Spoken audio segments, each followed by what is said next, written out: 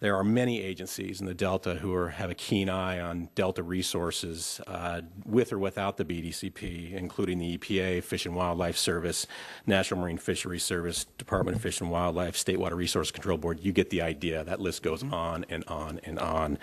The objectives of the BDCP are twofold. First, to restore the fragile ecosystem and protect sensitive species through the restoration of over 100,000 acres of habitat and various other actions. Number two, to construct new conveyance facilities that would finally complete the State Water Project, which is necessary to enhance water supply reliability. As approved in 1959, the State Project was to include facilities for transfer of water across the Delta. Well, but given the political winds of the day, they were never built. And as a result, the full promise of the State Project was never realized. So the BDCP conveyance facilities would provide for pumping from the north end of the Delta, where you have higher flows from the Sacramento River, as opposed to the south end of the Delta. And again, the north end of the Delta, where supplies are abundant typically. The Delta would not be drained, as some opponents claim. It's about preserving historical average deliveries, not one drop more, not one. In mid-May, Cayugas prepared a draft coalition letter supporting the proposed BDCP. This letter was distributed to our member purveyors and other water interests for consideration. To date, entities that have agreed to join Cayugas in signing the letter include the cities of Simi Valley, Oxnard, and Port Hueneme, the Greater Conejo, Simi, Camarillo, Oxnard Chambers of Commerce, Visita, the Association of Water Agencies of Ventura County, Oak Park Water Service, California American Water Company, and the United Water Conservation District. A request for support is likely to be on the July 8th meeting for the city of Thousand Oaks, and we're in the process of lining up similar requests for Moorpark City Council and the Ventura County Board of Supervisors. A couple of weeks ago, Governor Brown asked Metropolitan and other large water agencies here in Southern California to pull their agencies and ask them what have they done in terms of outreach to increase support for the BDCP. He needs to know that we're behind him on this. And if so, he will be empowered to continue the process. With that, and based upon conversations with Lucy, assuming that there is interest in the city to support this measure or the BDCP program along with Cayugas and the other entities I mentioned, we are aware of your 2014 legislative platform and feel that there is a good fit with Section 5B2 regarding water that specifically calls for supporting legislation that would provide Southern California with a more reliable water supply. This isn't legislation, but it fits in every other way, in our opinion. If that is consistent, if it's possible to take consideration of that up, I know it's not now during public comments, but in some way administratively after the meeting, that would be appreciated. If not, if we could have this as an agendized item, we respectfully request that you consider that. The sooner the better. The idea here is to wrap this up with the various 6 cities in our service area and the other entities and take this to the Board of Supervisors in the end of July for submittal to the state by July 29th. Okay.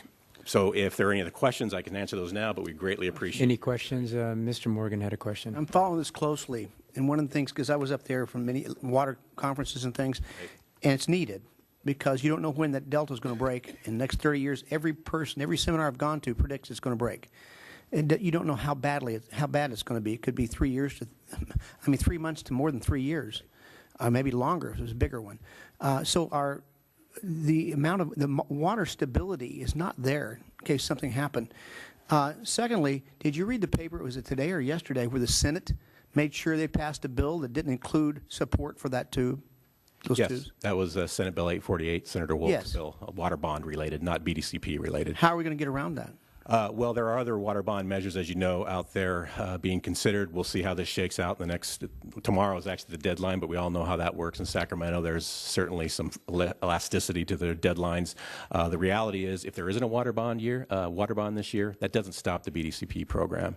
Water bond funding does not pay for the infrastructure that's posed part of the BDCP. It pays for the environmental or the public good benefits of restoration in the Delta. There is funding for that.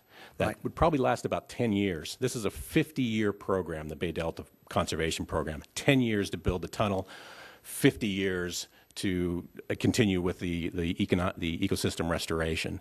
So at some point, yes, there will be most likely a GO bond that will be needed to fund the lion's share of restoration efforts. But if it's not this year, it's not the end of the world for the BDCP. Does San Francisco and that area understand that their lakes are dry, reservoirs are dry, and they depend on that kind of a thing also? Well, I would tell you this, San Jose is very dependent on the State Water Yes. Project.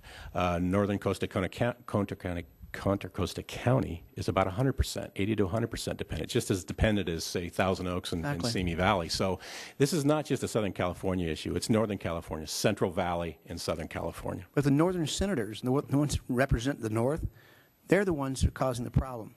Sure. This is true. And those that are within the Delta, north of the Delta, that don't necessarily benefit directly from the state project are the most vocal. That's the ones. Okay, thank you. Mr. Little had a comment. Yeah, this kind of falls into that trip that Councilmember McDonald and I took last couple weeks ago, toured the Delta, Oroville Dam, and so forth, and everything you hear about the lack of water up there is absolutely true. You see it firsthand. We had a briefing by the chairman of the board, I guess his name, or general manager, I guess, of the Metropolitan Water District. And these tunnels are being proposed to be funded solely by the users, not by the state. And I was distressed a couple of days ago when I read in the paper that the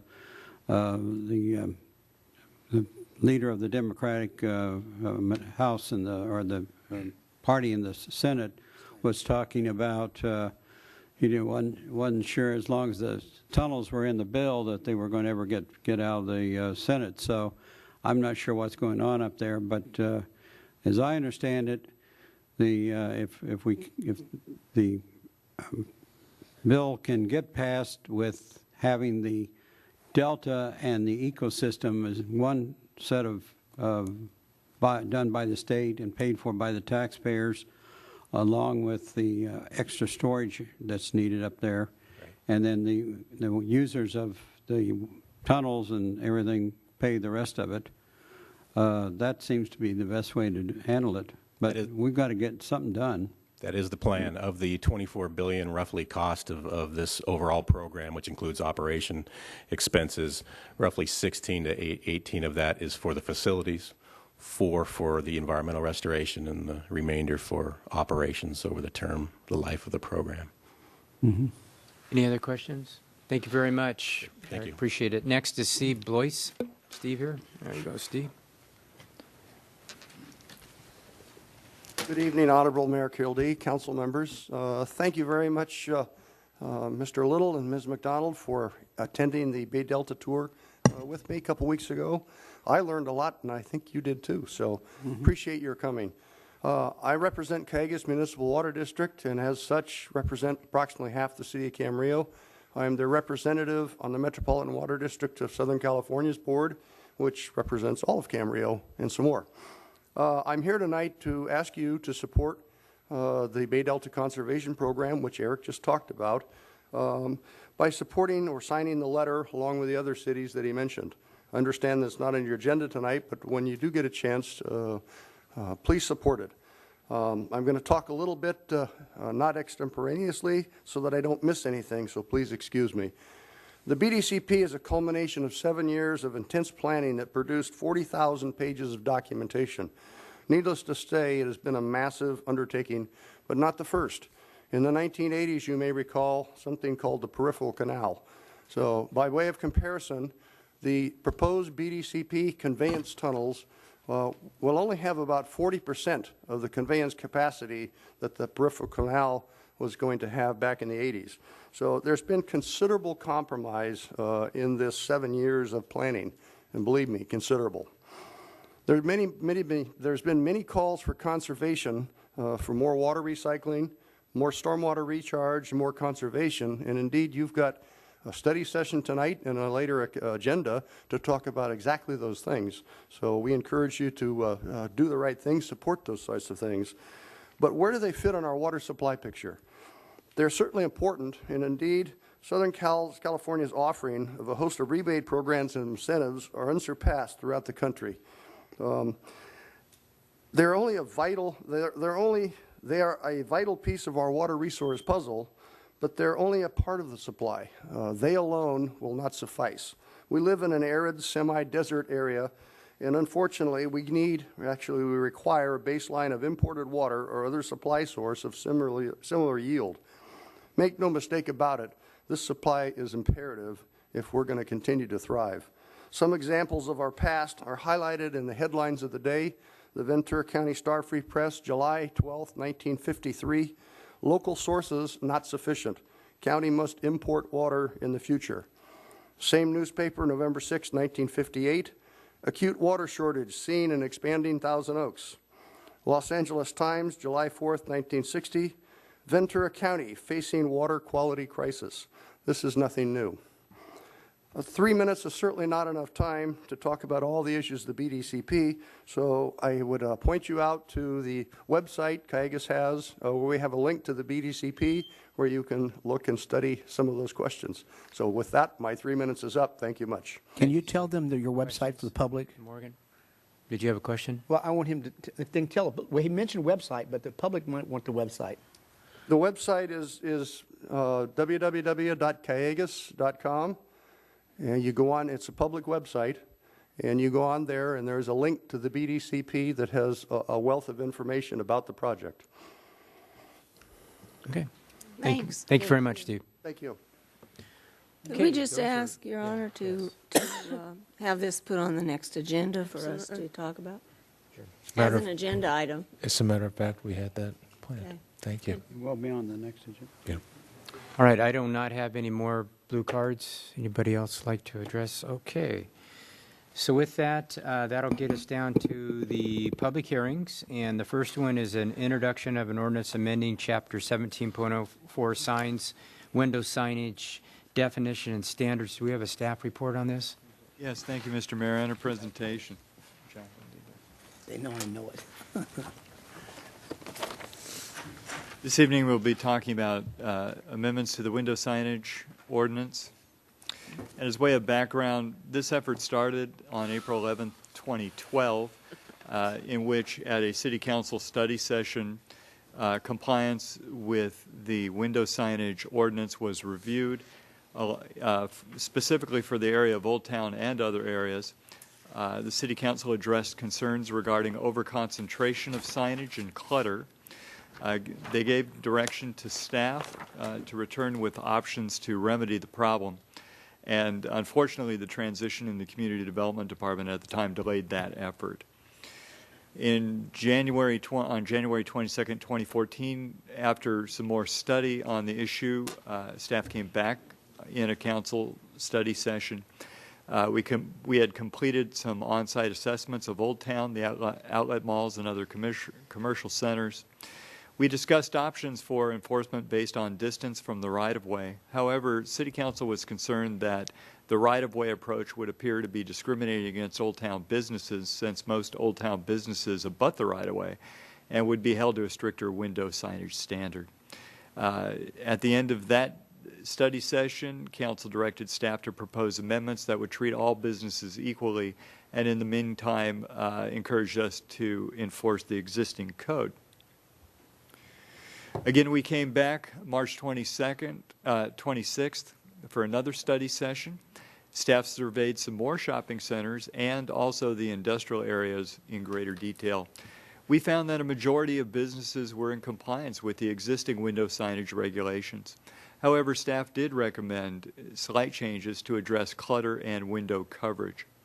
Staff also recommended the council consider allowing sidewalk signs for businesses within 40 feet of the public right-of-way. And then following that discussion and more refinement, council moved the item on to the Planning Commission. On May 14th, the Planning Commission Ordinance Committee reviewed the ordinance and recommended approval to the Planning Commission.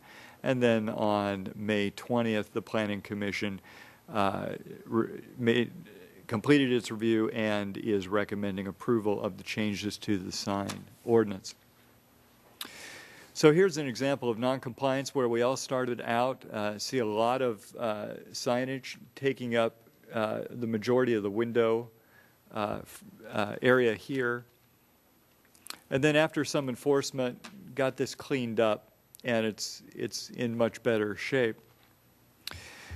In terms of a survey of the commercial centers, we found that 90% of the businesses in the 11 commercial centers that we surveyed were in compliance with the existing regulations. So that was actually good news. In a survey of the factory outlets, we found that over 75% of the shops were in compliance with the current regulations. And if the signs are placed with a 6-inch or greater setback, they would be exempted from regulation. Then the compliance rate would exceed 90%. In terms of a survey of industrial zones, very few industrial zone businesses display window signage. It's just people don't go to industrial areas for the retail of commercial products unless there's a restaurant there in the industrial zone or something such as that. The First Amendment is to the definition of a window sign, and this sets the table for what follows later when we talk about how it affects the commercial areas. So a window sign is proposed to mean any sign placed in a window or attached to the interior side of a window surface or painted on the exterior or interior side of a window surface or otherwise located within 6 inches of the window so as to be visible from the exterior of the building. This definition does not include window displays of merchandise offered for sale. A window sign painted on the exterior surface of a window must be sealed in a manner that preserves the sign and protects it from damage or defacement. So in terms of what we have here with the signs set 6 inches back from the window have less aesthetic impact than those that are directly on the window, and it provides more flexibility for the business. And then merchandise displays are not a significant issue, and we found, and council found, that they could be excluded from the definition. Signs, window signs permitted in all zones. And so in all zones, which would include industrial, residential, but not commercial, we would allow one temporary window sign not to exceed 6 square feet in area or 25% of the window area of any single window, whichever is greater. And it would be permitted on each building frontage in all zones, except in commercial zones where they're treated differently, and we'll bring that. You'll see that in just a minute. So in terms of one sign per frontage in all non-commercial zones, these would be examples where you would have just a single sign for the frontage that would be 6 square feet or less than 25% of the window area. In terms of commercial signs, the issues that were of primary consideration to the council were clutter, where you have a lot of little signs, a lot of just stuff everywhere, just cluttering up the window, or where you might have too much coverage that exceeds the 25% rule, and where this one is at the 50% level. So to remedy that for commercial zones, we have a new proposed definition that says window signs are permitted in all businesses subject to the following regulations. Each window sign must be at least 1 square foot in area. In other words, we're getting rid of many little signs, making a minimum size of 1 square foot. And then no more than 25% of the total window area on each frontage of a business may be utilized for the display of window signs. So when you have 25% of the total frontage, it provides the business more flexibility. So for example, if we were restricting them to 25% of a window pane, then a sign such as this wouldn't be allowed. And so having it over 25% over the window frontage provides a business much more flexibility. And then a new section has been proposed, which the City Council seemed to like, and that was the addition of sidewalk display signs. And so one sidewalk display sign, such as an A-frame sign or sandwich board, is permitted for each business that has frontage within 40 feet of the curb line of a publicly maintained street. Such signage may be placed on private property or within the first 18 inches of any public property that is directly in front of the individual business. Such sign may not exceed 6 square feet per side. A minimum passageway width of 48 inches must be maintained along the sidewalk in front of such sidewalk display sign. No sidewalk display sign may be placed outside a business during non-business hours. So for Old Town, we would see the ability in many places to have these signs. However, there are portions where the sidewalk is too narrow to be able to have this sign at its maximum size and still allow for safe pedestrian traffic. And of course, these would not be limited to only Old Town. Any other areas where you would have a business with frontage within 40 feet of the curb face could also have these signs. So in terms of the enforcement of, yes. Just a question. So that doesn't allow these signs to be in a shopping center or in the inline store? No, it does not. Okay. In terms of the enforcement of new standards, we need to recognize that some business owners have made significant investments in their window signage. And what we're suggesting is that we have a 6-month period of education and soft enforcement before we go to full enforcement, which could entail citations and fines. And we believe, given the experience we've had with our merchants, that when they become aware of new regulations, they often comply, readily. And so tonight's action is to introduce the ordinance amending the sign code. I have a Any couple questions? Yeah, Mrs. Craven? The sidewalk display signs or the sandwich board signs, that's one per, excuse me, one per business? Yes, that's correct. And the other one, the soft violation, I guess my concern is some of the violators that were cleaned up at one time are now, their windows are as bad as ever. It lasted maybe a month, maybe 6 weeks. And so I guess my problem is giving them an extra 6 months. It's up to your discretion. We'll take any direction on that you wish to give. That wasn't a question, it was a comment. Okay. Any other questions? All right. So with this is an advertised public hearing, so I'm going to open the public hearing. I don't have any blue cards on this. Would anybody like to make any comments on this? With that, I will close the public hearing. And any more discussion before I request a reading of the title here with anybody? Mr. Brown? I tend to agree with Councilmember Craven about the 6 months seems to be, this isn't, a major thing on their part. I mean, it's just a matter of taking care of their window areas. We're not asking them to replace things or rebuild things. It seems like, I would think 90 days would be a good start, and then we'll have a report back and see if it takes more time. But we'll give them 90 days to, and then if not, everything seems to be working fine, we can go ahead with it. Let me That's ask, what I would recommend. Dave, how did you come up with the 6 months? I'm curious. Was that just staffing That was just levels? a Or place to start, and it's certainly open to discussion.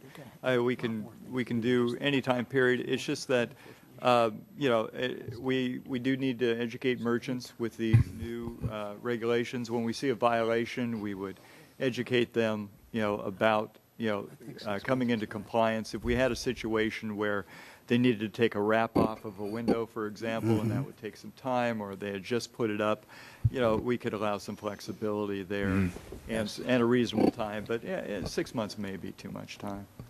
Mr. Craven? Well, my thought was, we're introducing it tonight, so then it comes back at the next council meeting, which is 2 weeks, and then it takes 30 days to go into effect. So there you got 45 days. And another 90 days, I think, is ample time for people to find out about it. I have to say, as a business owner, that is reasonable. I think 90 days should be plenty of time to. Do we have enough staff, when we're talking about I'm sorry, Kevin. No, go ahead, Mike. When we're talking about educating businesses, and we got them all over town, and our code enforcement officers don't just educate those businesses. There's a lot of other things they're doing too. Well, I understand your question, but recognize that most of our businesses are already complying and would be in compliance with the new regulations. So it'd be a situation where if we saw a business that was out of compliance, we would call on them, we would educate them, give them a chance to comply. So I really don't see this as being a major strain on current code enforcement resources. If you got to someone, say, 45 days or 2 months, after it's into effect, now you got to get your time's now shortened to educate them and get them into compliance. That's why I'm thinking, we do have our code enforcement officer back here. We ought to ask him those questions. Could they bring them into compliance with all the other stuff they have to do in that period of time? Well, as you know, we have some rather persuasive mechanisms to be able to bring businesses into compliance with our code, and if we need to use them, we will. But I think we'll be in a good position here to be able to, you need to remember that the changes we're making to the code are really not that. They aren't. They're very small compared to what we're doing now, and so we're just talking about some tweaks to the code. Yeah. So I don't think we're talking about a major enforcement effort here. Very quick.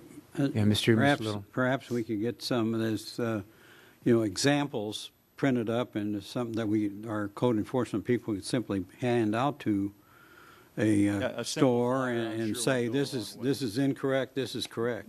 Yeah, that's a very good suggestion. Thank you. All right, any other? Yes. I have a comment. Well, I actually have a question first. Are we talking about 90 days from the date of adoption or 90 days from tonight? Because you added those up when you got to from the date of adoption. Okay. And my other comment is, and I think you just hit on it, the changes we're making here are not that great. And I think the people who are back out of compliance are out of compliance in the old ordinance. So it's not that. They're still going to be out of compliance. Yeah, so, it's not like, oh, this is something brand new that we've never had before, and you're going to have to go to every business in town. It's just, Any other questions? Okay, with that, I'll request a reading of the title. This is ordinance number 1093, an ordinance of the City Council of the City of Camarillo, California, amending sections 17.04.020, 17.04.090, and 17.04.110 of Title 17, Signs of the Camarillo Municipal Code. Move to waive further reading and introduce an ordinance amending Camarillo Municipal Code Title 17, Signs, and making other conforming amendments to Chapter 17.04. Second. The motion is second. Any further discussion? Hearing none, please vote. That passes unanimously. Okay, Mrs. Craven, do you want to open up your CAMSAN for the next item?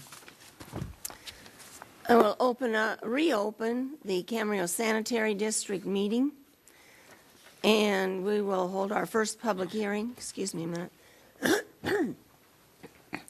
Resolution placing delinquent utility accounts on the property tax rolls of Ventura County Tax Collector. Could we have a staff report, please? Yes, I'll offer a few comments. Thank you, Honorable Chairman and Directors of the Camarillo Sanitary District. As indicated in your agenda report, this process began in May of this year with notification by both U.S. First Class and certified mail to all customers pending this action. Customers were notified that there would be a public notice published twice in the newspaper and a public hearing tonight. The names and balances due to the Camarillo Sanitary District were published in the Ventura County Star on May 25th and June 1st. When the process began, 12 accounts were earmarked to be placed on the roll. Through this process, 7 of those accounts have been paid, leaving the remaining 5 recommended for the lien process. Finance staff did verify just prior to the start of this meeting that all 5 of the remaining accounts remain outstanding. There is no budgetary impact with this action. However, the district would receive possible payment for past due accounts through the tax collection process. So with that, the suggested action would be to adopt the resolution authorizing the Camarillo Sanitary District to levy a lien on the tax rolls of Ventura County on the property owners who are delinquent in the payment of their utility accounts. With that, I'd be happy to answer any questions. Are there any questions? Okay, this is a public hearing. I'm going to open the public hearing. I don't have any cards. Is there anyone who would like to speak to this Camarillo Sanitary District Board on this item? Seeing no one come forward, I'll close the public hearing and open it up for council discussion or a motion. Your Honor, I'll move that we adopt a resolution authorizing the district to levy the liens on the tax rolls of the Ventura County on the property owners who are delinquent in their payments of their utility accounts. Second. There's a motion and a second. Is there further discussion? Please vote. Motion carries unanimously. All right, so the I'll next... turn it back over to the mayor. All right, the next is a resolution adopting a 5-year capital improvement program. I'm going to do this jointly with the Camarillo Sanitary District. So do we have a staff report on this? Yes, we do, Your Honor. The 5-year CIP is a document that we have reviewed with the council and the commission, or the sanitary district, in a study session where we went through in more detail the many projects that we have in the plan. So tonight is really more of a summary going through some of the policy and budget issues, and it will be a much shorter presentation. The map that is on the screen represents all of the projects that are in the CIP, the Capital Improvement Program. This really is to illustrate that the whole community benefits, because you can see throughout the community there are projects benefiting all parts of the community. We do have, within the 5-year plan, 64 projects, and currently 31 of those projects are in some stage where they're either in design or maybe even construction, and we do have a few wrap-up projects that are occurring. So it's a very aggressive program with a lot of work that's already underway. The document, as I mentioned, was reviewed in the previous study session, and then after that it was presented to the Planning Commission to make sure that all of the projects are consistent with the general plan, to make sure that the infrastructure needed to accommodate the general plan is being attended to, and the Commission found that the capital improvement program is consistent with the general plan, so that's already occurred. We also want to make sure that, because we do have projects that affect other agencies, either utilities or other companies in Camarillo, we do circulate the plan to make sure that if there are any projects we aren't aware of that we need to partner or be aware of, that we adjust our plan to make sure that it's consistent with other programs going on by other agencies. It turns out we didn't receive any comments because we've done a pretty good job of keeping the communication lines open, so the projects where we do need to coordinate, we are already coordinated. And then lastly, for the public's benefit, because this is a public hearing and we do want input from the community, if there are any concerns or suggestions, we're open to those, and we do provide copies at various locations around the city if anybody would want to get a copy to review. And again, no comments have come back.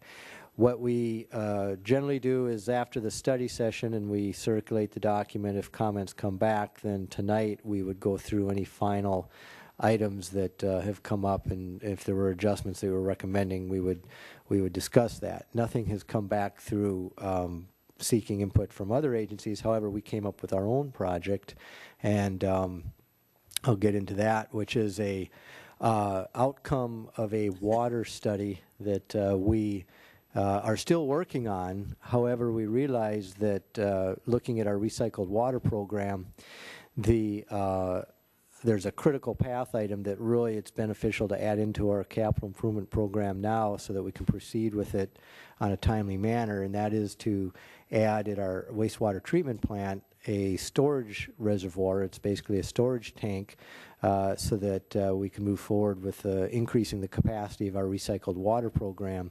The photo that you have is of our wastewater treatment plant, and the circle shows the pad or the area in our plant that we would propose to build a 1.2 million gallon tank, which would basically be a reclaimed water reservoir. We're estimating that to cost $2.5 million, and we would actually proceed with design during this coming fiscal year, as well as hopefully getting into construction later in the fiscal year. Again, a critical path project that we want to keep moving. The revenue has not been accounted for in our rate study. However, we do have enough in reserves to be able to finance this project, and that we do, through rate recovery and charging the recycled water rates, be able to pay back the capital fund with those rates, so that as we do our next rate study, we can account for that and get everything balanced. So the project is, at this point, the only amendment to what we had discussed at the study session that we're proposing to be included tonight. And so the project, as we have our other projects defined in the program, we identify the project scope, or at least a description of it, the cost and the schedule, and that's the information that we've provided up there. So we're really recommending two actions tonight. First is that you add the project as discussed to the capital improvement program, and then secondly would be a resolution adopting the 5-year capital improvement program. Be happy to answer any questions. Any questions, Ms. I Craven? had a couple questions, and I apologize for not calling you. Had a busy week. I have a question on the Metrolink tunnel, Yes. undercrossing, excuse me. And I'm not quite sure I understand it, but Lewis Road runs northeast, southwest. Is the project actually at the very northeast end of this, or is that just a point, an arrow pointing to this whole big area is the Metrolink station, and it's somewhere in there? I'm on page... You're looking at the detail sheet? Yeah, T10, T9.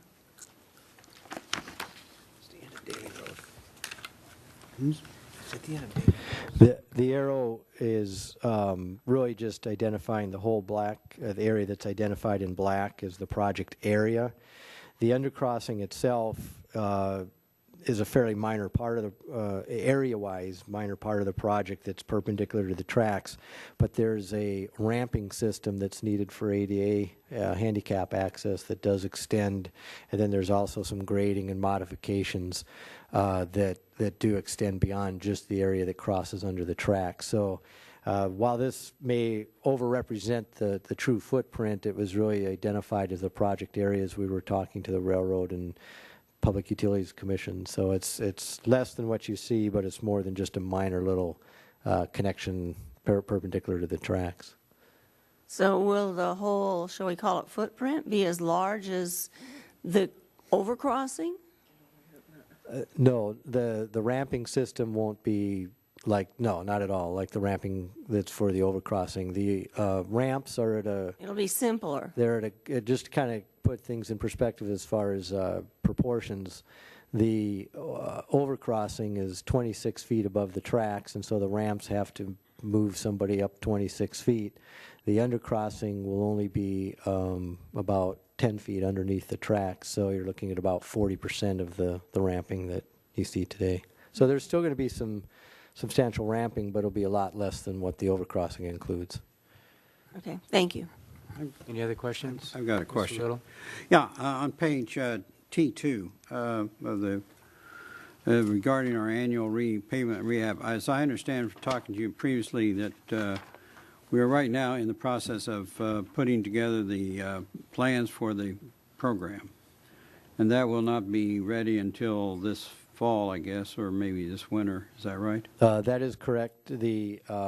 When talking about the program, we really have two parts to it. We have our pavement management system, which is our priority system, and from that we've extracted the first year's worth of candidate streets, not knowing the costs involved. We've selected probably a fairly large candidate pool for 1 year. May not be able to pave all of it, but we're in design at least to come up with what the, whether it's a full reconstruction, overlay, or slurry seal, and then we'll design that and bid it out in section. What's the word I'm looking for? In base bid and then alternates, so that we can, as much as the budget will afford, we'll add those streets in, and those are under design with the hope to be out to bid this fall. Which kind of gets to the question I'm asking. We have allocated for this fiscal year, which ends as of the end of this month, $4 million. Also have another similar amount in each of the other years. Is it our intent to end up with an $8 million program in 14, 15 because we... That is correct. That's why we've hired 2 consultants. Normally, we would have one which can handle a scope of $4 million on a fairly quick schedule, but to try and have one consultant design $8 million worth of improvements would take too long, so we've hired 2 consultants to parallel up the work and be able to deliver an $8 million project. So we will be caught up then as of next year sometime with the 2 programs. The idea is that we would probably put out about $8 million worth of projects this fall and then be caught up. That's fine. Thank you very much. Your Honor, may I Yes, Mrs. follow along McDonald? with it? That's one of them on my list for later. I thought we were getting to it, some of it at the end of summer, so you're saying not till fall? And when El Nino hits this fall, I've been saying that all night, it's Yeah, so what- going to happen. Less than 50% chance. And don't talk, it might go. We pretty much expected that if we didn't pave this winter, we'd have another drought, but if we pave, for sure it's Well, going that's to rain. what it's going to help. It really will. But yes. you're really saying September before? I thought because we had 2, we were getting it out sooner than that. No, the idea was that to get all of the projects out this fall, we needed the 2. If we did it with one consultant, we'd get half of it out this fall and the other half probably next spring. So I can stop later. looking for them on the streets. Huh? I'm sorry? Oh, every day I expect to see them out here, and I guess No, you won't be caught off guard. We'll let you know when we start. I keep hoping. There are some streets, I know that we skipped a year there with all our budget things, so it's time to catch up. Any other questions? All right, this is an advertised public hearing, so I'm going to open the public hearing. Would anybody like to come by? And I will open the come down. CAMSAN public hearing. Would anybody like to come down and make a comment on this? Look at them all coming. With that, I will close the public hearing. And I will close the CAMSAN public hearing. And is there any discussion from anybody? I have a or comment. Comments? And my comment is on B as in Beta 3, which is the addition to the library. My comment is, as I read this description and we had a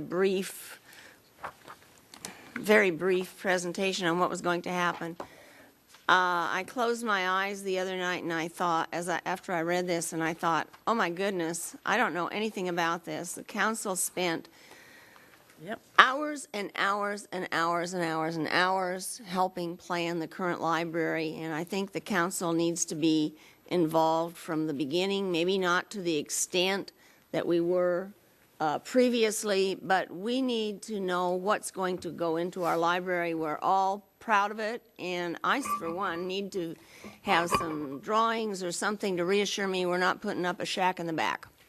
Your Honor, perhaps I could help alleviate some of your concerns.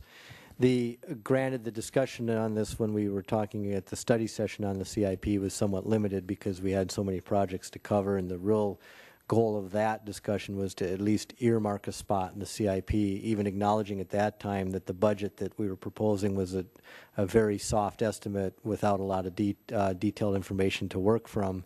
The next step that we're planning to bring forward is an effort to really do what you just described, and that is to really work on developing the concept with you. Okay. Thank you. Mr. Little had a...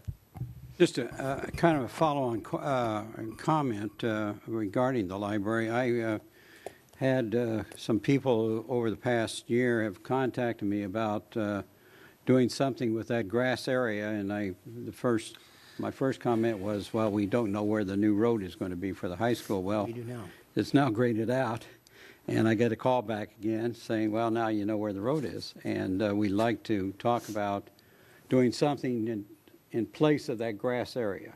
And I got a plan for you, Bill. well, I understand, Mike, but these people also have some ideas themselves, and they would like the opportunity at some point in time to sit down with the council and maybe in a small study session and just simply lay out what they were talking about they talked about an educational play area for children, which involves some structures and historical structures and learning about Camarillo and its history. Bocce ball, lawn ball, just, those kind of things, gardens, and to do something with with the area besides just have us mow it. So I just throw that out right now and just say that when we get to a point where we talk about this thing, maybe we could have these people come in. And I think we could even talk about some private funding for this, too. Your Honor. All right, yeah, Mrs. Craven? You said, Mr. Little? Yeah. You said when we talk about this thing, you're not talking about when we talk about the addition. Well, Two different when we things. talk They're about, two different things. well, I understand, but it's still. I think that if we're going to be talking about the addition and how it can serve the high school and what it looks like, maybe we need a whole different night to bring other people in with their plans That's for the fine, adjacent too. property. I really don't think we need to mix those two I up. just told them I would bring this to your attention and their feelings that they would like to see something develop over the next few years. And I thought this would be a good place to bring it up. All right, any other? Your Honor, questions, if we're going to, just so we put it on the list, that lawn area is used for items such as the Chinese New Year. I think it was totally full of One time. well, was. but it's an opportunity for the library to do it. So I think when we look at it, we need to look at it all and not just one proposal or not. So I think And- there's, Yeah, several, because there are 2 or 3 others. I hadn't heard of children's play area and whatever. But I think we need to listen to them all at one time, not just one group, because we have certainly put the other groups off for years. Yes, you have. All I right, think that's a good idea. okay, what's the will of the council on this then? I'm looking for a motion. I would move for the city council. I would move to approve the capital improvement program for the year 2014, 5-year capital improvement program. Is there a second? I'll second it. Without any further discussion, please vote. That passes unanimously. And I will ask for a discussion or a motion for the Camarillo Sanitary District. Second. A motion and a second, please vote. Motion passes unanimously. Can we indicate that We need those it. motions included the addition of the project that Tom mentioned, the WT-144? In the Camarillo Sanitary District, yes. Yes. Could you, the maker of the motion and the second, indicate that that included the reservoir? Yeah. That Yes. would be for both motions. Oh, for both We've motions? got another motion, don't we, on the council here? The project is actually something that affects the city as well because it's Okay. a water It's project. both. Then for the, that was we'll include that in the motion? And the second? And the second, yes. For the city? Yes. Okay. Now, we have another motion, don't we? Do we have to approve the 5-year capital improvement program? Because that was, the first one was the 14-03, I believe. So moved. Isn't there 2 motions? Yes. Is there a second on the, I thought, you see, there's 2 motions here we have to do, not just one. we didn't do the first one. That's right. We did the second one. Yes. I believe, just to be clear, that the 2 motions were combined in the motion that was made. Let's just say that, yeah. Okay. Can we do that, Counselor? Can we combine the 2? Yes. Okay, very good. All right, so that gets us down to departmental. It's a resolution committing the fund balance to the GASB 54. Do we have a staff report on that? Yes, that's my item. Honorable Okay, Mayor, Mr. members of the council. On an annual basis, the city prepares the formal financial statements in the form of its CAFR.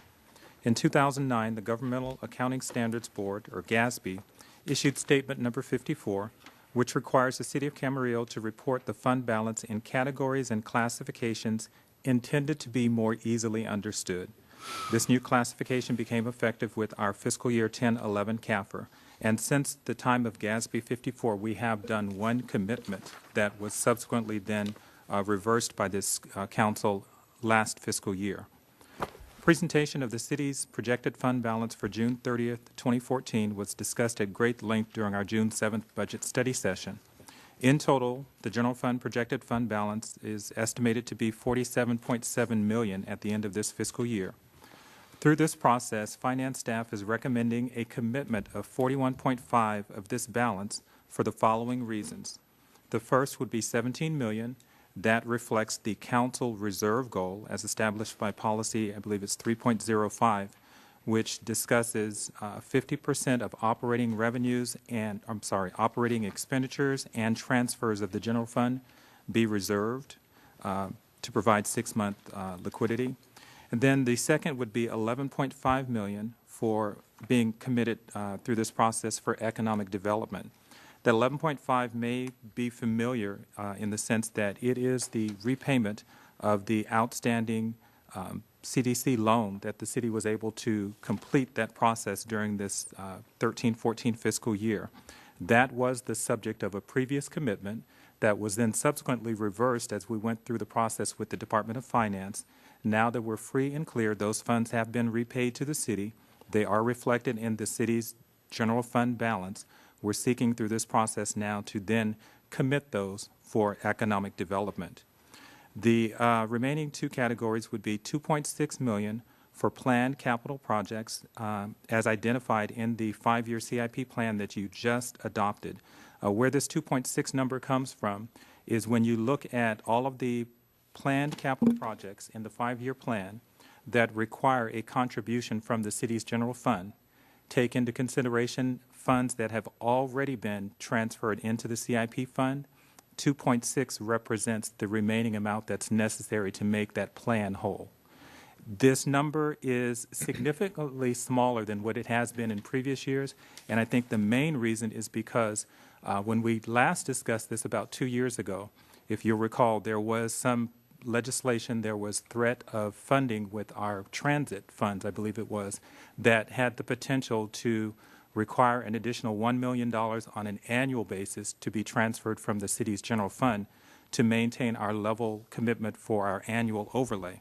City manager's office was successful in getting that legislation passed so as to protect that source of funding, so we're no longer having to, if you will, reserve for that potential threat.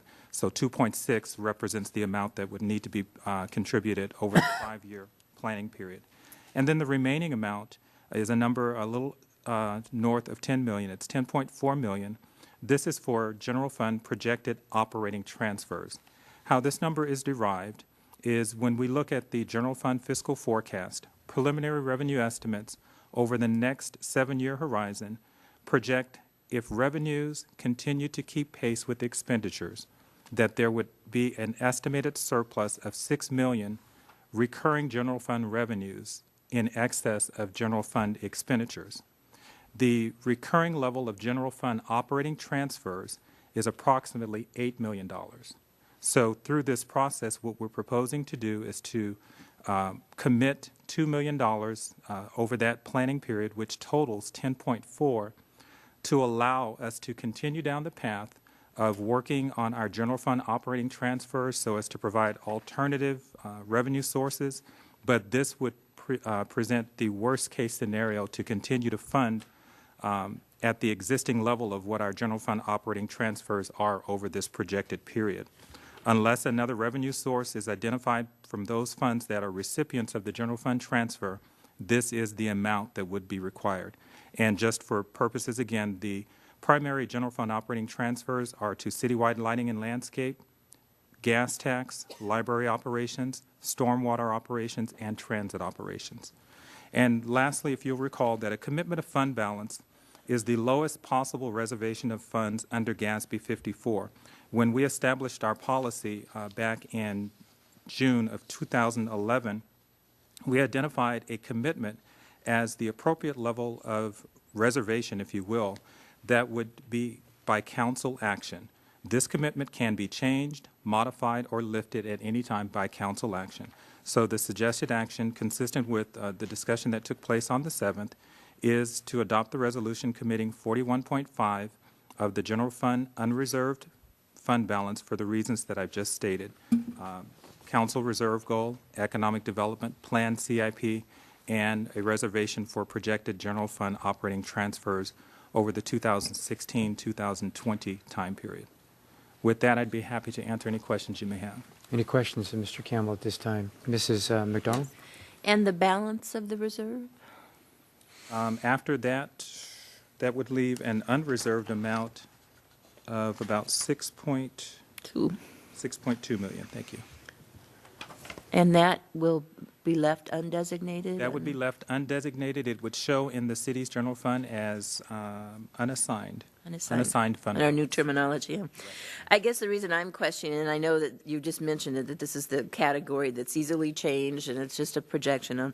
I'm just wondering if some of that, if that 2.6 for to complete your capital improvement projects through 2020 seems awfully low, and that perhaps more of that should be put into that category rather than being left unassigned. We thought about that, but we certainly looked at then the rating criteria from Standard & Poor's. And because the city does have one of the few cities that has a AAA rating in its underlying rating for the city, you would still want to show some flexibility in your general fund. You don't want to show it as all committed or all restricted, or you want to show just an appropriate level that would allow for some flexibilities, perhaps some things that you're just not thinking of right now that could possibly come up in the future. Is there a name for that?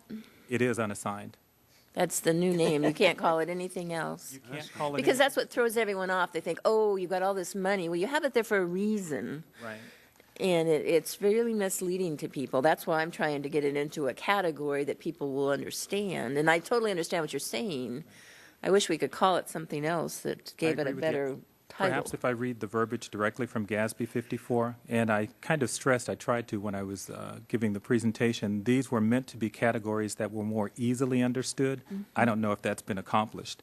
Yeah, When they talk about unassigned fund balance, the official definition is that it represents amounts that are available for any purpose. These amounts are only to then be reported in the general fund. So again, it is kind of for that unforeseen, unplanned, something that you just possibly couldn't have thought of at the time. But isn't that what your reserve is for? No, the reserve or the commitment, which is the category right now, it says includes amounts constrained to specific purposes by a government itself using its highest level of decision-making authority to be reported as committed. It takes the same highest level action to remove or change the constraint. So the term in GASB 54 mind, I guess, would be committed means that you've actually kind of sat down, you've thought about it, you've got some identifiable purpose that you could tie it to. In our case, we've got a reserve policy in place that currently underlies this. We've got a planning document that underlies a portion of this. We've got another planning document, the General Fund Fiscal Forecast. So from that perspective, we've got official documents, if you will, that would support these numbers. I guess what I'm trying to get at is, and forget when you present it on the financial statements and you have to follow, GASB and everything else you got going. But when we present this to the public and we explain to them what it is, there's this number sitting there. And perhaps when we do that and we do it in our common terminology, we can describe why that's being held and use those words you just used so that people can understand that it does have a purpose. Right. Well, what we were thinking is when we say committed, we were going to say committed for council reserve goal, committed for economic development, committed for planned CIP, committed for general fund operating transfer. Then when you talk about that remaining amount, that 6.2, that's unassigned, it's unassigned, left for unintended or unforeseen events, something to that effect. Okay, so if you add that after the uncommitted and give that little definition, perhaps it will help better define what that is. Right. That's the verbiage that's contained in the financial statements. And so from a commitment standpoint, any documents that we would prepare outside of the CAFR would carry this level of detail as presented in this report. Mrs. Craven had a question. Ms. Craven? No, I didn't have a question. I just have a comment. I don't have a problem with 6.2 being designated as unassigned. I think that you need something for totally unforeseen things that might come up. We may have an opportunity to do something that none of us ever thought of, and we'd be able to do it or start doing it. So I don't have a problem with that. I don't either. I think what I'm trying to react to are the people who, we're hearing so much. There was an editorial the other day about how we had all this money and we should give it away, and it's there for a reason, for exactly what you said. That's unforeseen circumstances. Things come up, Mr. Little? I've gone back and forth on this in my own mind as to whether this is a good thing or not. My concern is not with this council, but maybe not for the next 10, 15 years, but this is in the long term. And I'm concerned that unless we say something in the resolution that this is intended to be a flexible assignment of dollars, we might find a council in the future arguing about taking money out of the capital improvement portion to pay for the transfers, and an argument that that money is for capital improvements, therefore you can't use it for transfers even though you need it. Now, I agree the $6 million there is a kind of a something that could be tapped if necessary on that sort of thing. But that may not always be there either. So I would like to see this resolution. This resolution is pretty bare bones, and it doesn't really say more of the intent, or it doesn't talk at all of the intent or the need to be that councils should be flexible in making these allocations as needs change down the road.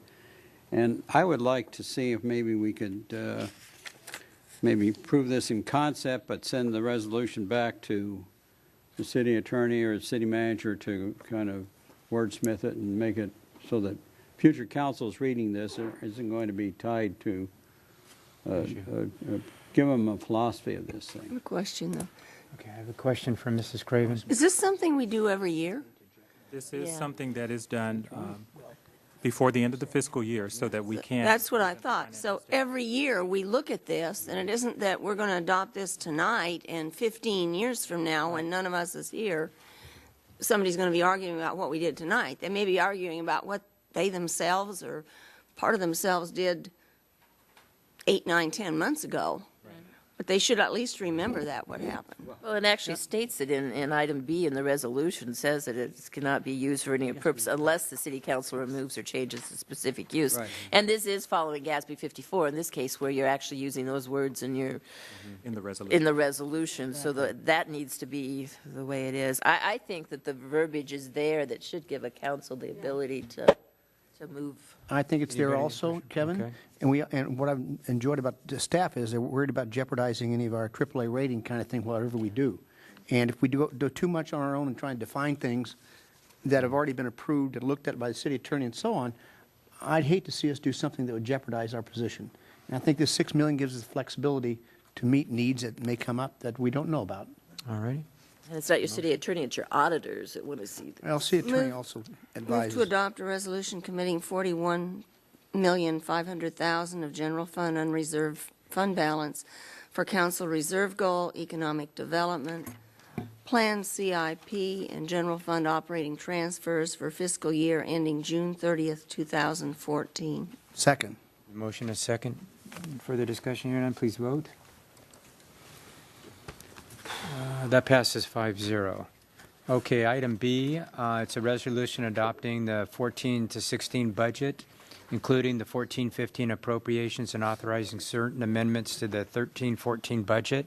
This will also be jointly with the Camarillo Sanitary District. Do we have a staff report on this one? Thank you. My comments tonight will follow kind of the outline as Mr. Fox did.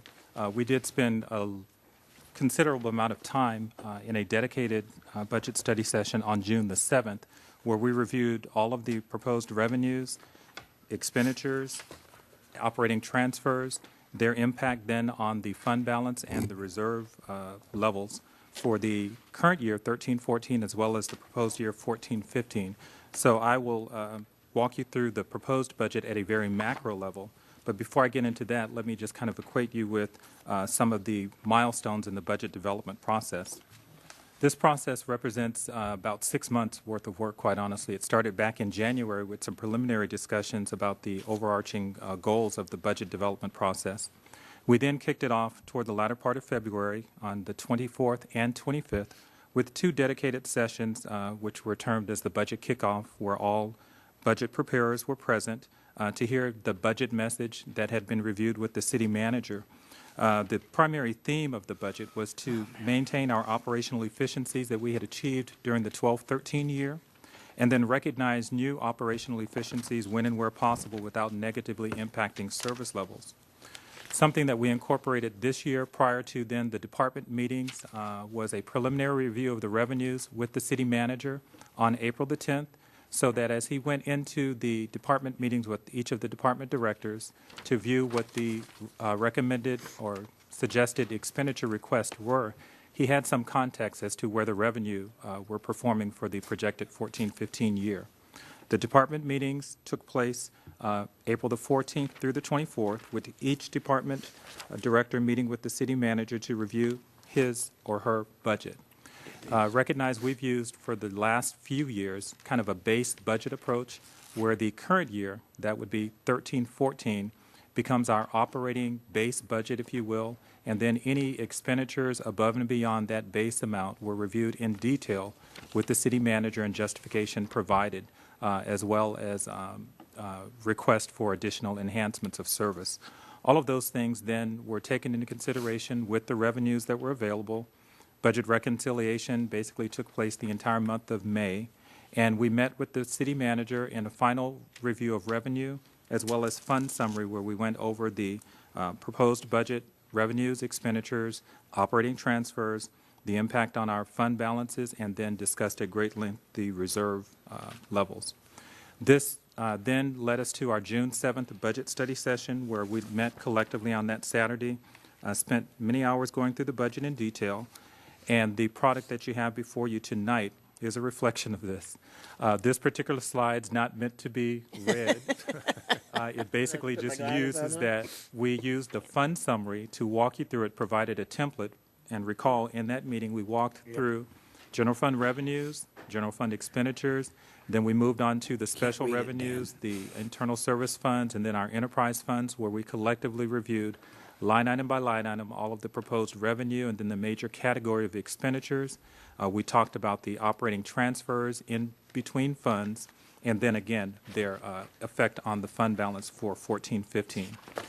The result of that is on the proposed budget for city revenues for 14-15 total $91.3 million. City expenditures proposed for the 14-15 year, $103.8 million. When you then look at the Camarillo Sanitary District, proposed revenues, $23.6 million for the 14-15 year. Expenditures, $22.3 million. Transfers, when we focus on the 14-15 year, we've got transfers to other funds totaling $16.2 million. This slide is meant to illustrate that they're in balance, the to and the from. We focus your attention then on the general fund transfers. We've talked about this in the previous item, where we normally have an operating transfer from the city's general fund of around $8 million through a use of accumulated fund balance with some of our recipient funds that receive money from the general fund, and then also a mechanism where we've reduced some of our internal service fund allocations for the 14-15 year. We were able to reduce that amount just slightly, so the general fund revenues, net transfers in 14-15 are around $7.6 million. What does that do? That then provides a fund balance where the general fund is projected to retain its fund balance of about $47.7 million at the end of the 14-15 year. Collectively, our fund balance is going to decrease. $133.0 million is the fund balance. The primary decrease of that is planned capital projects that are occurring in the CIP fund, but then predominantly you see it on this slide illustrated in the water utility fund. There's a large capital project that shows an expenditure in the 14-15 year. That impact then, we spent a lot of time in discussion on this on our reserve levels. All of our reserve levels projected for 14-15 are in compliance with their established reserve goals. You see the general fund has a reserve goal of 50%. The estimated fund balance at the end of this cycle will be in compliance with that goal, as well as water utility, sanitary district, and the risk management fund. The next slide, which shows all of the reserve goals for our internal service funds, indicates that the majority of them are in compliance. The last box is unchecked because there are two of our zones in our maintenance districts that are going to fall a little bit shy of the goal. Adolfo Glen 3 and Adolfo Glen 2, Zone 10 and Zone 9 are a little bit deficient of their reserve goal. but as required by Policy 3.05, when there is a deficiency, finance staff is to work with the affected department, this would be Public Works, to develop a plan to bring it back into compliance. So we've begun that process, we're working on it, and that's something that we should see back in compliance perhaps in the 15-16 year or shortly right after that. The successor agency, we used this slide and we wanted to illustrate again the success that we've experienced with the State Department of Finance. We're somewhat in the final stages of our process of dealing with the State Department of Finance, and that's illustrated on this particular slide. We've got a balanced stream of revenues to match the approved enforceable obligations as presented on each of our ROPS, both for the current year and this, as well as the projected 14-15 year. On this slide, we did talk about $12.1 million coming in as a revenue source in the proposed 14-15 year on this next ROP cycle. Recall that was an agreement that was executed and approved by the Department of Finance to take our remaining bond proceeds, the last amount, and use that $12.1 million. The city will then act on behalf to develop capital projects using that as a funding source starting in this 14-15 year. So you see it as a temporary revenue coming into the successor agency that then subsequently gets transferred over to the city. And then on this next slide, you see it illustrated as an expenditure on the ROPS, and that would be the final expenditure of bond proceeds. What will happen from this point forward, and we did discuss this at great length in the study session, is we'll see all of our future ROPS basically providing a stream of RPTTF to service our outstanding debt, and that's roughly around $4.5 million on an annual basis that will be presented between the two ROPS, and then the other remaining piece is $250,000, which is an administrative allowance that is provided for staff carrying out the work of the successor agency. At this point, Mark's going to walk you through the supplemental changes that have been received that were either presented in the budget study session or received shortly afterwards, such as the one that Tom talked about with the CIP. Thank you. These supplemental changes, I will say, are all on the city funds side. None of them are in the CSD side. So first off, we have an adjustment to the Russell Fisher Trust scheduled draw in 13-14. $100,000 reduction in revenues, and in 14-15, $124,900 reduction in revenues. This brings the revenues then in line with the anticipated purchases that are related to the Russell Fisher Trust. The second line, adjust book purchase and database renewal cost, reduction in 2014-15, $110,000 in the expenditure side. That is also to bring expenditures down now in line with the available funding in the library operating revenue funds. In 14-15, the $5,000 was a correction to the allocation. That was a minor correction there. Then in the line for water conservation outreach costs, we are shifting $70,000 for that program from fiscal year 13-14 into fiscal year 2014-15. And then the last item is in fiscal year 14-15. That is the $2.5 million reclaimed water storage reservoir project that was discussed earlier. So when we look at the bottom line, this slide is meant to show you the revised revenue and expenditure projections, focusing on fiscal year 2014-15, which is the spending plan that is being up for adoption tonight. The total budget is now a revenue of $114,955,000, and the proposed spending plan for fiscal year 14-15 overall is $126.1 million. With that, we've prepared, as we have in the past, a press release that would then summarize for the press the proposed spending plan for 14-15. There's a copy here, and I believe we have a copy for distribution on tonight, should you choose to adopt the budget as presented. The spending plan would be $126.1 million for the 14-15 year, the majority of that coming from current year revenues, and then a portion coming from reserves primarily for the planned CIP of around $11 million. The budget then focuses on public safety, emergency operations, $17.6 million, library operations, $3.4 million, transit operations provides $2.3 million towards that, which just want to highlight this as presented in the press release. The Camarillo Area Transit introduced expanded hours in 2013. They added additional hours of 6 to 7 a.m. weekdays, 5 to 9 p.m., and then Saturday and Sunday service from 8 a.m. to 5 p.m. And as Mr. Fox indicated, I believe it was in a study session a couple of weeks ago, the increased ridership during the new hours indicates the need for the expanded service. And so that expanded service is reflected in the 14-15 budget. There's also an item that was discussed at the June 11th, I believe it was, study session on the trolley budget. And the trolley budget is presented in the 14-15 year. The source of funding for that, there is an additional identified source of federal funds in the form of FTA grant, and that, along with private donations from the university and the business community, will provide the overall amount for that particular service. And then lastly, capital outlay in the 14-15 year totals around $41.4 million. That's a little different than the capital projects number because capital outlay includes capital projects as well as all of our capital equipment purchases.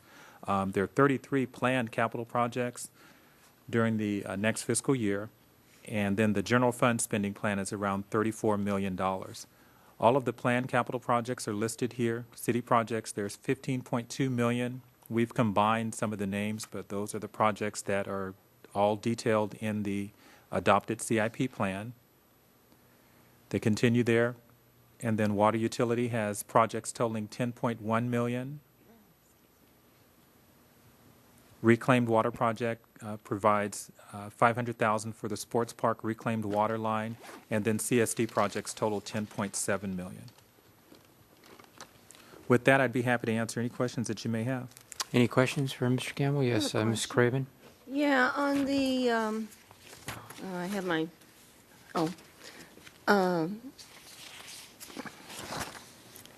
here it is, I had it marked.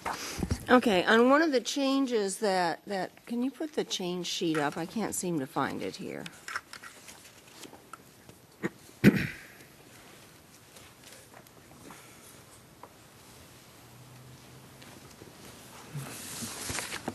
Yeah, that one. The one says moving $70,000 from outreach for the water conservation program out into the next year. And on the next item we have coming up says that we're estimating that the total outreach and enforcement, which is all called one thing, is $90,000. So does this mean that we're only going to spend $20,000 on outreach for the stage 2 drought in the first year?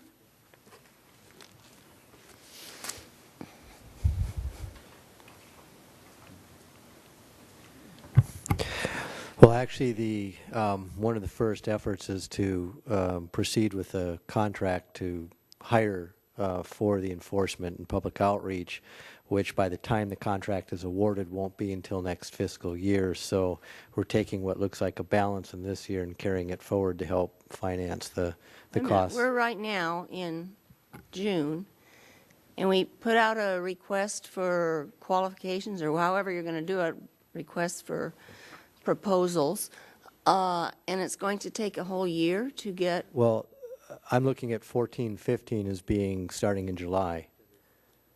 Maybe I didn't look at the years. We have the budget and we didn't spend it, so we're moving it over, right? Right, we're moving it from this current year budget into next year. Oh, from the current year Yes, into I'm next sorry. year. So then next year there'll be more. There's going to be $70,000 appropriated in 14-15, and should he need 90, then we would have to appropriate 20. It's just moving from the By current the budget. time we meet in August, I'm going to have my eye problem corrected. Right. There's $70,000 that's presently in the 13-14 budget that is Okay. not going to be spent by June 30th. Okay, I got it. I'm sorry, I misunderstood. Any other questions? All right. What's the will of the council? Your Honor, I think it's because no questions for the public. We've gone over this, so so much on Saturday, spending our time going with this whole budget. So I think we got all of our questions out at that time. All right. Motions? Move the approval. Second. Motion, there's a second. Any further discussion? Hearing none, please vote. Hearing. Department issue. That passes unanimously. And is there a motion for CAMSAN? Second. Is there any discussion? Please vote. Motion carries unanimously. All right. Do you want to adjourn your... Okay, with that, I will adjourn the CAMSAN meeting to July 9th at, I guess I just adjourned. Yeah, you just adjourned. Okay, the next is a request for qualifications proposal for the reclaimed water storage reservoir WT-14-03. Do you have a staff report on that? Yes, we do, Your Honor. Now that you approved the CIP, amended the CIP to include the extra project, we're going to get right to work. So this item is to propose that you grant authority for staff to start the process to seek proposals for design of a new reservoir, the 2.5 million gallon reservoir that we spoke about that's needed for reclaimed water, the reclaimed water system. It's a critical path item to be able to deliver more reclaimed water to more customers in hopefully the near future. The goal being to get under design in a couple months and to hopefully be under construction by the second half of this coming fiscal year. So the recommendation is that you grant authority for staff to solicit proposals for engineering design services. Any questions of Mr. Fox at this point? Mr. Little? Yeah, you said a couple months to design the reservoir. Is this pretty No, much I'm sorry, a couple months to get a contract, go through the RFP process and How get long somebody under contract. Again, until we have the proposals, we can only estimate, but we're guessing probably 6 months or so. So you're looking at construction maybe beginning the Probably in the early spring of 2015. 2015? Okay, thank you. Any other questions? Motions? Move the approval. Second. Motion, Go ahead, there's a Bill. second. Any further discussion? Hearing none, please vote. That passes unanimously. Okay, next is a resolution declaring a Stage 2 water supply alert. Request for qualification proposal for the water conservation, public outreach, and enforcement efforts. Do we have a staff report on that? Ms. Lucy. Okay, welcome, Lucy. I actually have a PowerPoint presentation. Okay. So, Make sure you talk right into that, if you Okay. would, Lucy. Thank you. okay. This is related to water conservation, and we've had several meetings and council study sessions regarding water conservation over the last 6 months. And I think this is, if the recommendations are approved by the council, then we have a lot of work to do. Okay. So a little bit of background. Last year's, the city's water use, at least the customers that we served by our water division, was 9,700 acre feet. This is the supplies, the sources of that 9,700 are 45% local and 55% imported, and that's where maintaining those supplies is very important. Some of the documents and some of the guiding principles for accounting for some of those supplies is our urban water management plan, and that is actually planning for droughts, future growth. It's a planning document that's updated every 5 years and submitted to the state. And so that is one of the, I guess it's what I consider a Bible for the city on water supply side of things.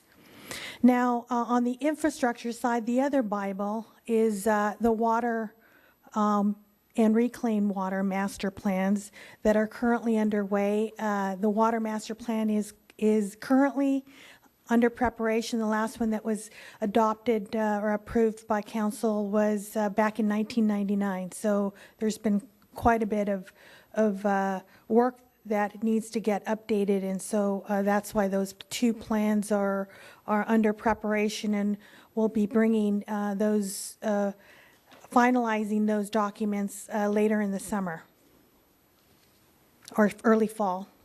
So some recent actions related to the drought. Fox Canyon Groundwater Management Agency that governs our 45% of the supply adopted Ordinance C in April. It actually becomes effective July 1st, and we have to reduce or at least lose that supply. 1,300 acre feet of that supply is now we can't pump anymore. And as of today, I think it's going to become more expensive. So today, that board actually increased our pumping charges, so from $4 to $6. So that's another thing. The other part of it is overall supply. The governor declared a 20% reduction in emergency in that. Wanted because of the drought. It's an emergency declaration, and so they are calling for a 20% overall reduction in water use. So what does that total up? It's actually 1,900 and change of acre feet that we have to, reduce our use on.